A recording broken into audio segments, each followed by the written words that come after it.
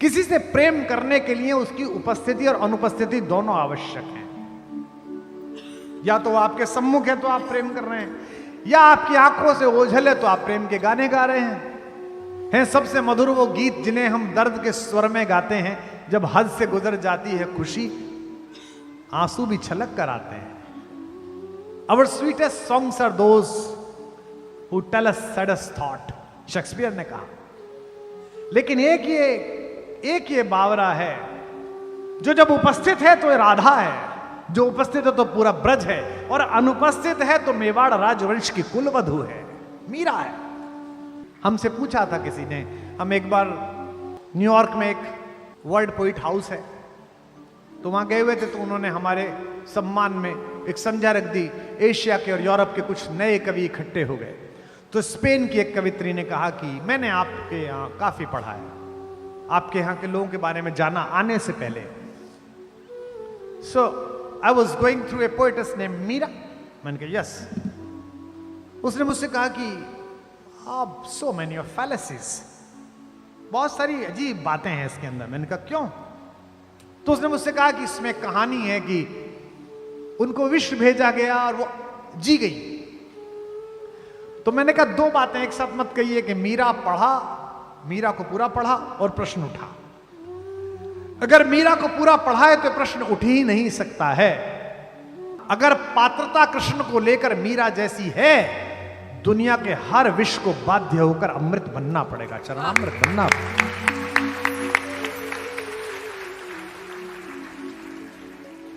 कैसा, ये तो अभी की बात है, ये तो कुछ शताब्दियों पहले की बात है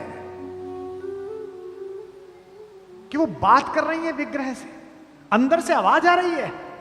ननद ने आकर कहा कि भाभी वस्त्र बदल रही थी, अंदर से किसी पुरुष की आवाज आई कि तुम यहां बैठो काना, अब मेरी ससुराल है, उधम मत करना, कहीं जाना मत। वो तो अपना घर था, सब संभाल लेती थी, पकड़ लाती। ये पराये लोग हैं, राणा वंश है, पृथ्वी का सबसे शक्तिशाली और सबसे पुराना डीएनए है। बाहर वो आवाज सुन रही, उसने कहा भाभी किसी से बात कर रही। कुंवर भोजराज को कहा गया, तो बाकी राजमाताओं को कहा गया, तो कक्ष की तलाशी हुई, कहीं कुछ नहीं निकला, क्योंकि यह तो कोई सोच ही नहीं सकता था कि यह विग्रह भी बात कर रहा हो।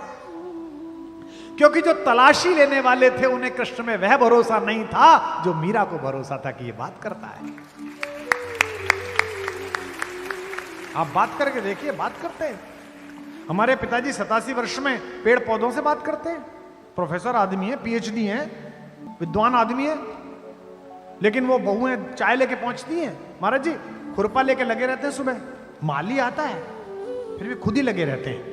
और पौधे के नीचे एक पौधा निकल आया, 4 दिन बाद लौटे, उससे बात कर रहे, ओहो श्रीमान जी आप यहां आ गए, अब आपके लिए तो अलग फ्लैट देना पड़ेगा। देखते हैं कोई छोटा मोटा सा जुगाड़। वो बहू पीछे करी, पापा चाय, पापा चाय।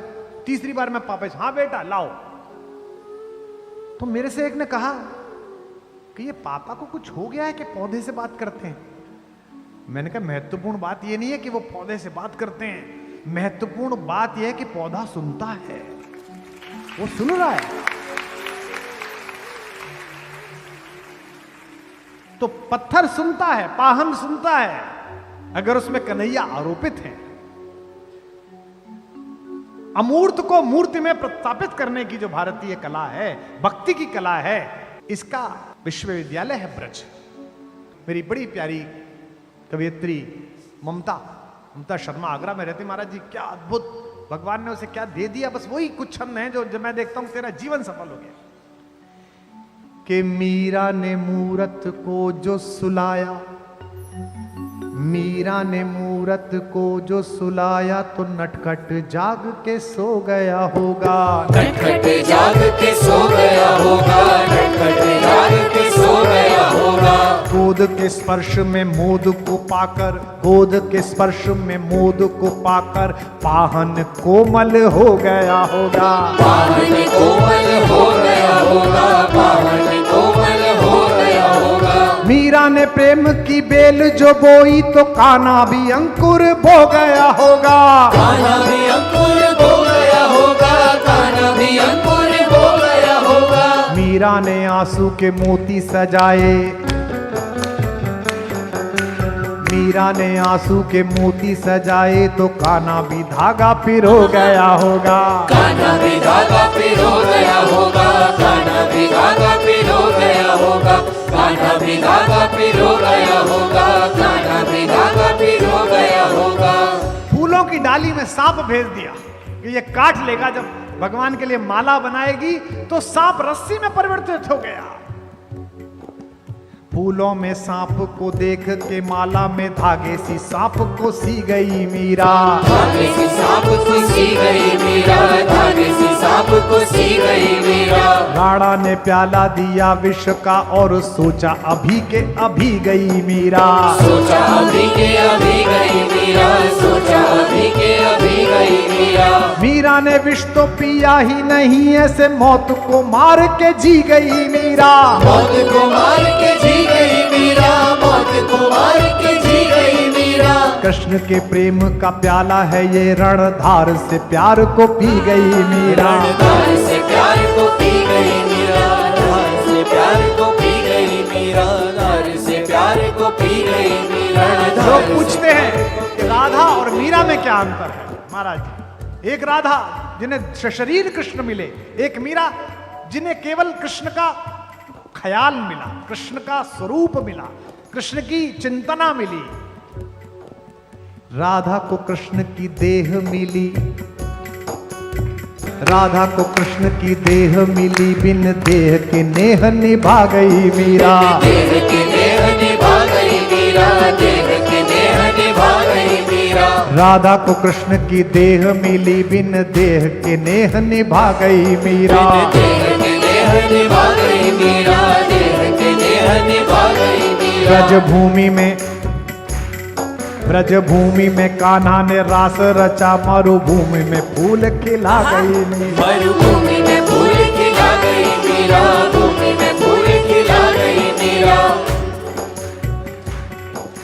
कृष्ण ने द्वापर में राधा को गाया तो कलयुग में कृष्ण को गा गई मीरा। कलयुग में कृष्ण को गा गई मीरा, कलयुग में कृष्ण को गा गई मीरा। कृष्ण के प्रेम का राधा पे कर्ज था, कृष्ण के प्रेम का राधा पे कर्ज था, राधा का कर्ज चुका गई मीरा। राधा का कर्ज चुका गई मीरा, राधा का कर्ज चुका गई मीरा, राधा का कर्ज चुका गई मीरा, राधा का कर्ज चुका गई मीरा। कृष्ण तो श्याम है काजल, कृष्ण तो श्याम है काजल, काजल आंज के सो गई मीरा। काजल आज के सो गई मीरा, काजल आज के सो गई मीरा। श्याम के नाम को ऐसा रटा के गोरी से सांवरी हो गई मीरा। गोरी से सांवरी हो गई मीरा, गोरी से सांवरी हो गई मीरा। कंठ के पंथ में प्रेम के अश्रु की वृष्टि से सृष्टि भिगो गई मीरा। वृष्टि से सृष्टि भी हो गई मीरा, वृष्टि से सृष्टि भी हो गई मीरा। उस खेत की रेत में मोती उगे, जिस खेत में बैठ के रो गई मीरा। उस खेत में बैठ के रो गई मीरा, खेत में बैठ के रो गई मीरा, खेत में बैठ के रो गई मीरा, खेत में बैठ के रो गई मीरा।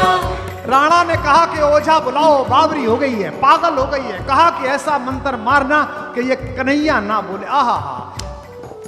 राणा ने ओझा बुलाया, कहा कि भूत या प्रेत है मीरा के भीतर। भूत या प्रेत है मीरा के भीतर, भूत या प्रेत है मीरा के भीतर। राणा ने ओझा बुलाया, कहा कोई भूत या प्रेत है मीरा के भीतर। भूत या प्रेत है मीरा के भीतर, भूत या प्रेत है मीरा के भीतर। गिरधर गिरधर की रे रट्टज घूमती घूमत दर बेदर। घूमती है दर बेदर, घूमती घूमती है दर बेदर। जीव पे गिरधर नाम ना आ सके, मंत्र कोई ऐसा मारिए इस पर। मंत्र कोई ऐसा मारिए इस पर, मंत्र कोई ऐसा मारिए इस पर। जीव पे गिरधर नाम ना आ सके, मंत्र कोई ऐसा मारिए इस पर। मंत्र कोई ऐसा मारिए इस पर, मंत्र कोई ऐसा मारिए इस पर। ओझा ने मीरा की आंखों में झांका, ओझा ने मीरा की आंखों में झांका तो ओझा भी गा उठा गिरधर।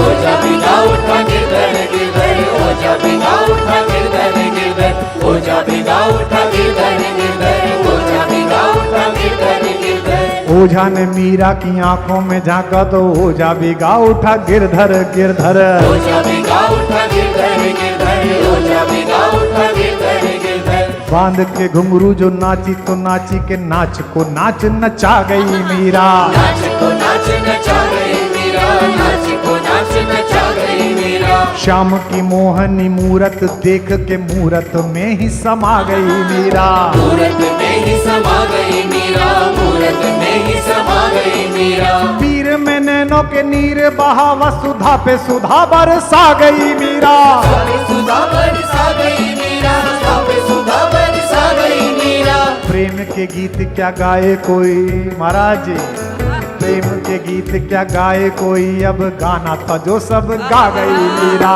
गाना था जो सब गा गई मीरा, गाना था जो सब गा गई मीरा, गाना था जो सब गा गई मीरा, गाना था जो सब गा गई मीरा। बोल मीरा महारानी की। जिस कृष्ण की एक दृष्टि इस नवयुग को मीरा दे सकती हो, उस कृष्ण की दृष्टि आपको क्या दे सकती है। मैं पितामह भीष्म का भगवान श्री कृष्ण की अग्र पूजा का प्रस्ताव पढ़ रहा था। उससे पता चलता है कि समकालीन समय में भी कृष्ण की भगवत्ता के विषय में भीष्म जैसे महाज्ञानी और प्रौढ़ व्यक्ति की क्या धारणा थी। उससे पता चलता है कि उस समय की डिफेंस स्टडीज में कृष्ण कितना बड़े नाम थे। उससे पता चलता है कि अगर कृष्ण हैं तो जहां कृष्ण हैं वहां विजय होगी, ये तय है, क्योंकि वो उनको जानते थे। सुदामा के साथ जो उनका संवाद है,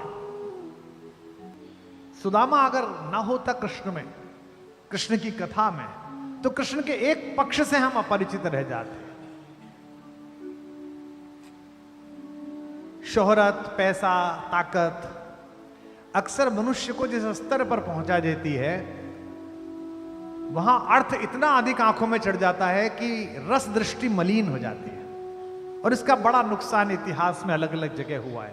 आपको भी हुआ होगा, मुझे भी हुआ है, सबको होता है इसका। लेकिन दोस्त ना मिल सकें वो शोहरतो सामा ना हो, दोस्त ना मिल सकें वो शोहरतो सामा ना हो। द्वारिका क्या है जहां कोई सुदामा ना हो।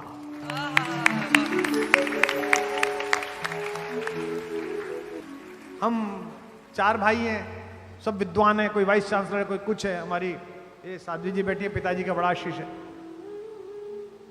वो केवल मेरे पास रहने में प्रसन्न रहते हैं। वो कहते हैं यार ये कैसे गृहस्थ हैं, इनके घर सुबह घंटी बजाता है अखबार वाला और दूध वाला, और शाम को बाई घंटी बजाती है। जिस गृहस्थ के घर पर 10 आदमी चाय ना पिए और 5 आदमी भोजन ना करें, वो कैसा गृहस्थ है।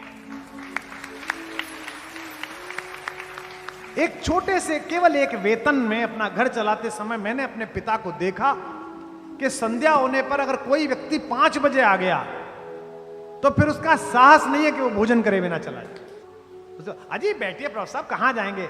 अरे सुनिए, वो आती जी क्या बना रहे हो? प्रभु साहब खाना खाएंगे, जो बन रहा है प्रभु साहब खाएंगे। और 4 शेफ लगा लो, 5 बटलर लगा लो, 6 सेवक लगा लो, 8 साढ़े 8 बजे घर में आदमी बैठा रहता है, आप उसे हाथ जोड़ देते हैं बाहर। एक वक्त था, सोचता था मैं मेहमान कोई आए तो खाना खाऊं। एक वक्त था, सोचता था मैं मेहमान कोई आए तो खाना खाऊं। लानत है इस दौर पर, सोचता हूं मैं ये शख्स चला जाए तो खाना खाऊं।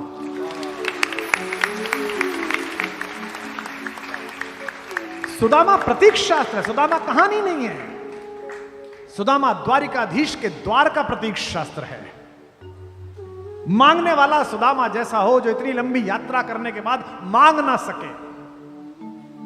औरन को धन चाहिए बावरी, बामन को धन केवल भिक्षा। और वो भी कहता है कि कौंदो सवा जरूरतो भरी पेट तो चाहत ना दधी दूध मिठौती। अगर कौंदो भी मिल जाता, मिलट क्या कहते हैं प्रधानमंत्री जी, श्री अन्न। अब तो श्री अन्न हो गया, पहले तो कुछ भी नहीं था वो कौंदो।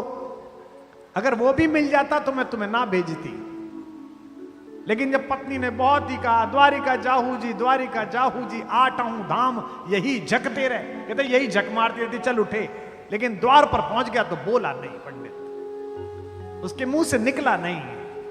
किसी के प्रति कुछ करने में अगर उसके मुंह से निकल गया तो आपके करने की आधी हानि उसी समय हो गई। मैंने अपने हर सत्र में बोला है, आज फिर बोल रहा हूं, अगर घर में कोई भी चीज ऐसी हो गई है जिसे आपको नया लाना हो तो पुरानी चीज को बेचना मत, क्योंकि ईश्वर ने इतना सामर्थ्यवान बनाया कि नई चीज आने की स्थिति हो गई है। सुदामा इसी एक संदर्भ का प्रतीक है कि द्वारिकाधीश का सारा वैभव अधूरा हो जाता अगर उसमें सुदामा नाम के चंद्रमा की आभा न जोड़ती, सब बेकार हो जाता, व्यर्थ हो जाता। और कृष्ण तो रसवर्षा है, राम में बहुत मन रमता है बोलते समय, लेकिन मर्यादा का चाबुक पीछे खड़ा रहता है, ऐसा मत इधर इधर यूं यूं यूं चलता है। अभ्यास है रस्ते पे चलने का तो चल लिया, गुरुजनों ने सिखाया है, माता पिता का अभ्यास है, सत्संग किया है, आचार्य लोगों का तो थोड़ा अभ्यास है, चल लेते हैं। कृष्ण क्या तो उछल के कूद के चल, गिर जा, मिट्टी में गिर जा, फिर खड़ा हो जा, फिर चल, कोई समस्या ही नहीं है। इसीलिए मैं सदा कहता हूं, कल भी मैंने कहा, फिर एक पंक्ति दोहरा रहा हूं, आप अपनी मोहर लगाना, राम सपने कृष्ण अपने, बस इतना। कहते सुनते में कोई लाज लज्जा मर्यादा कोई सीमा, जैसे गांव ज्वार में यार चचा होते थे, 1 साल 2 साल बड़े, कृष्ण ऐसे ही है, कहते में बिल्कुल। और मैंने लोगों को उनसे लड़ते हुए देखा है। हमारी एक मौसी थी, उनको पुत्र का बड़ा चाव था, उनके 3 पुत्रियां हो गई। जब चौथी बार गर्भवती हुई तो पूरे टाइम का नैया से लड़ती रही, ये लाला लाला दे दे, वो क्या करें इसमें भाई। अब फिर लड़की हो गई, महाराज जी मैंने वो गाली देते हुए देखा हो। और आले में बैठे हुए कृष्ण के चेहरे पर जब मुस्कान थी, मैं छोटा सा था, जैसे एक शैतान बच्चा शैतानी करने के बाद चुप खड़ा हो जाता है, ऐसे खड़े हुए वो सुन रहे थे। और फिर 20-25 दिन बाद मैंने अपनी मौसी को उसी तरह उनका श्रृंगार करते, नहलाते धुलाते सब देखा है। दुनिया में मनुष्य के सबसे निकट अगर परमात्मा की कोई अभिव्यंजना है तो उसका नाम योगेश्वर कृष्ण है, उसका नाम मुरलीधर।